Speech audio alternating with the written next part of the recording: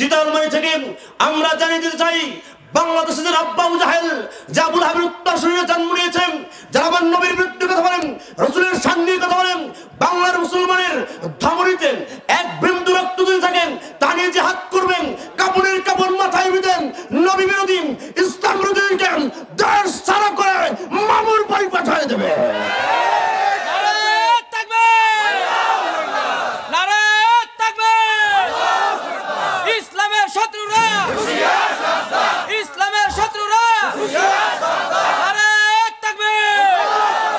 আজ কিভাবে দুঃসাহস হয় আসাদ নূর নামের ব্লগার বারবার আমার নবীকে নিয়ে কটূক্তি করেন, বারবার কথা বলে যায়, তার নামে কোনো বিচার নাই, অথচ যে রাসূল ছিলেন মানবতার শ্রেষ্ঠ মহামানব, সেই নবীর বিরুদ্ধে যারা কথা বলেন, মুসলমান স্পষ্ট ভাষায় জানিয়ে চায় দল আলাদা থাকতে পারেন, তরিকার ভিন্নতা থাকতে পারেন, নবীর বিরুদ্ধে যখন কথা বলেন, একটা বেনামাজি মানুষ, একটা দাড়ি কামানো যুবক, বিড়ি খাওয়ানো যুবক হলেও নবীর বিরুদ্ধে কথা বলেন, কাপড়ের কাপড় মাথায় বেঁধে ওই নাস্তিক মুরতাদের জিহ্বা টানে কুকুরকে খাওয়াই দেবে। ঠিক কিনা জোরে বলো, কারা কারা যে দুটো হাত আল্লাহ দেখায় দাও।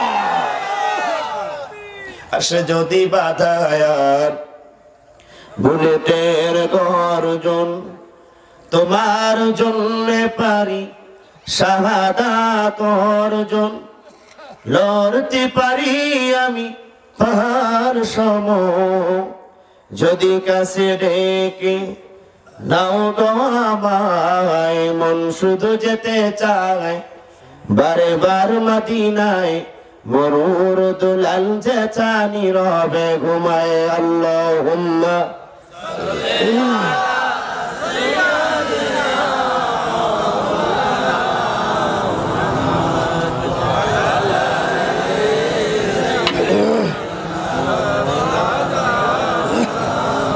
এই বক্সটা চলে না, চলে দেন। ওই দেখা যায় গোরস্থান,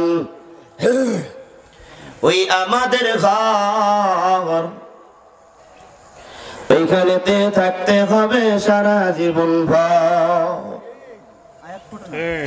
মেলার কুলে গোরস্থান আছে, একটু জোরে করে, মেলার কুলের মানুষ মরেনি,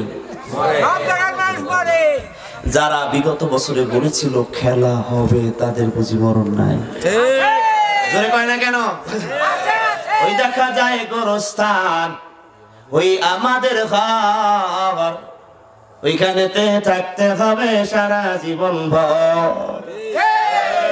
বিগত বছরের সন্তানকে শেখানো হয়েছে আম গাছ, তাল গাছ, বেল গাছ, এমনকি সন্তান রিক্সাওয়ালা বাবা সন্তানকে বিদ্যালয় পাঠিয়েছে মানুষ বানানোর জন্য, আদর্শ শিক্ষা অর্জন করে দেশ ও জাতি গড়ার উন্নয়নের কাজ করবে। সেই সন্তান বাবার বাড়ি থেকে ফিরে বিদ্যালয় থেকে যখন বাড়িতে আসে, মা কয় কি শিখছো? কয় স্যার শিখিয়েছে ব্যাংক কেমন করে ডাকে।